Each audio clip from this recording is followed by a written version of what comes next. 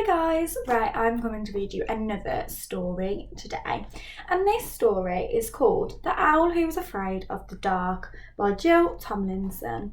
Now, I started reading this book with my class, but we didn't manage to finish it, but they absolutely loved it. So what I'm going to do is I'm going to start reading it from the beginning for you all, and I'll read a couple of chapters each day so you can all hear it from the start, and that means that way my class will be able to finish it. So I hope you're all having lots of fun in the sunshine because it's very hot outside, isn't it? We're being very lucky. So let's have a look. So this story is about an owl called Plop. Okay, so this is Plop, and Plop is a baby barn owl. He is fat and he's fluffy, okay, and he has big round eyes. He has soft downy feathers, and he is perfect in every way, except for one thing. I wonder if you know what that one thing is. When are owls meant to go out from their nest? Is it during the day or during the night? Let's find out. So, it says, dark is exciting. Plop was a baby barn owl, and he lived with his mummy and his daddy at the top of a tall tree in a field. Plop was fat and fluffy. He had a beautiful heart-shaped ruff. He had enormous round eyes. He had very knackety knees. In fact, he was exactly the same as every baby barn owl that has ever been, except for one thing. Plop was afraid of the dark. You can't be afraid of the dark, said his mummy. Owls are never afraid of the dark. This one is, Plop said. But owls are night birds, she said. Plop looked down at his toes. I don't want to be a night bird, he mumbled. I want to be a day bird. You are what you are, said Mrs. Barn Owl firmly. Yes, I know, agreed Plop. And what I are is afraid of the dark. Oh dear, said Mrs. Barn Owl. It was clear that she was going to need a lot of patience. She shut her eyes and tried to think how best she could help Plop not be afraid of the dark.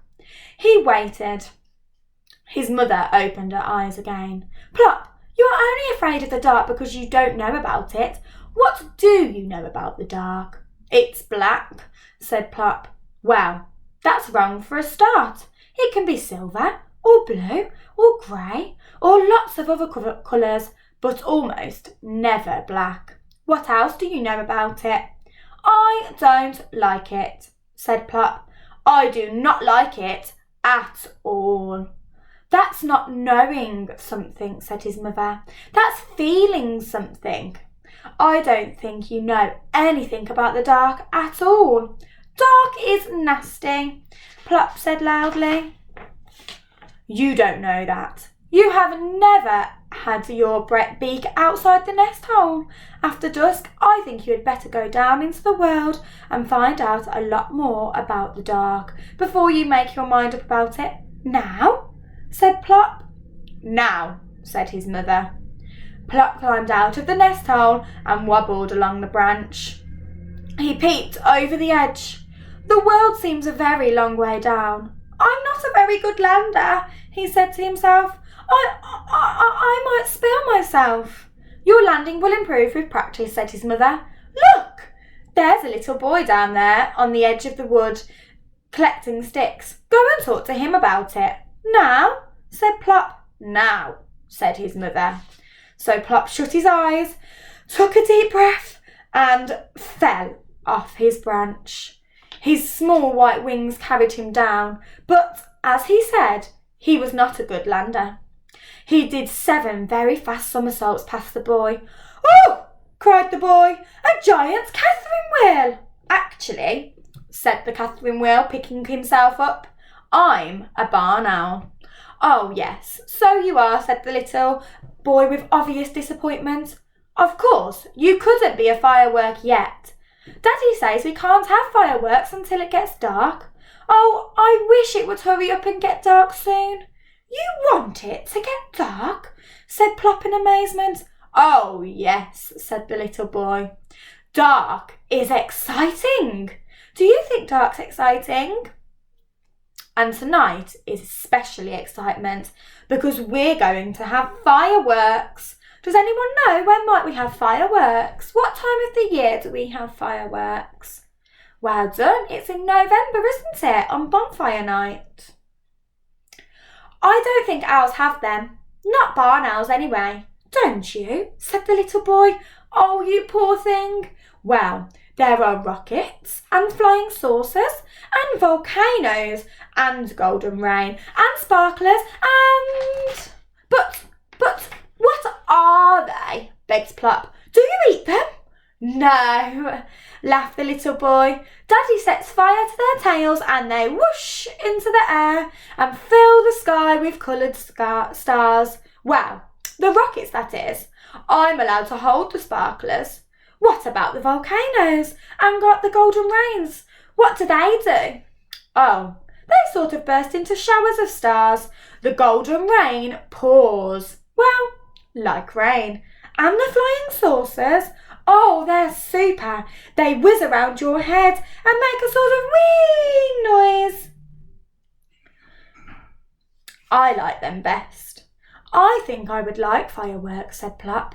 "I'm sure you would," the little boy said. "Look here. Where do you live?" "Up in that tree, in the top flat. There are squirrels further down." "That big tree in the middle of the field? Well, you can watch your fireworks from there. That's our garden, the one with the swing. You look out as soon as it gets dark." "Does it have to be dark?" asked Plop. "Of course it does. You can't see fireworks unless it's dark. Well, I must go. These sticks are for the bonfire." "Bonfire?" said Plop. "What's that?" "You'll see if you look out tonight. Goodbye."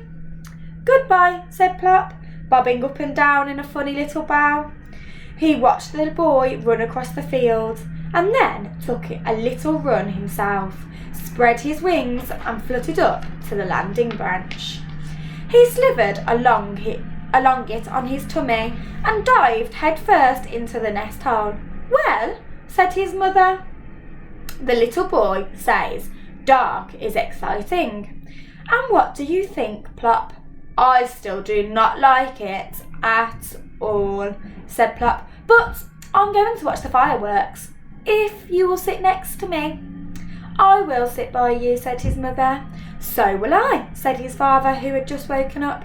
"I like fireworks." So that is what they did. When it began to get dark, Pop waddled. What's waddled a synonym for? Do you know? Well done, it's walked, isn't it? To the mouth of the nest hole and peered out cautiously. "Come on, Plop, I think they're starting," called Mr. Barn Owl.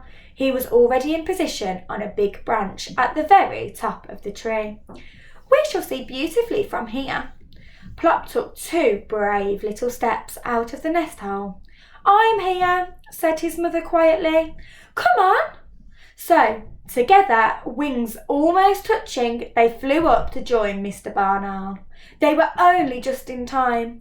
There were flames leaping and crackling at the end of the little boy's garden.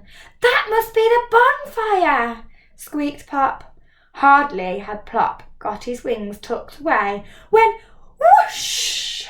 Up went a rocket and spat out a shower of green stars. "Ooh!" said Plop, his eyes like saucers. A fountain of dancing stars sprang up from the ground, and another, and another. "Oh," said Plop again. "You sound like a tawny owl," said his father. "Goodness, what's that?" Something was whizzing about, leaving bright squiggles behind it and making a loud whee noise. "Oh, that's a flying saucer," said Plop. "Really?" said his father. "I've never seen one of those before. You seem to know all about it. What's that fizzy one that keeps jigging up and down?" "I expect that's my friend with the sparkler." "Oh, there's a me. I beg your pardon," said Plop's father. It's a Catherine wheel. The little boy thought I was a Catherine wheel. When I landed, oh, isn't it beautiful? And he thought I was one. Mrs. Barn Owl watched the whirling, sparkling circles round and round. That must have been quite a landing, he said. Right, we're going to leave it there for today. Okay, so dark is exciting. I wonder if you could make a firework picture at home to show Plop that dark is exciting. Or what do you like about the dark? Maybe you could draw a picture and send them to our Facebook page. I would love to see them. Have fun. Bye.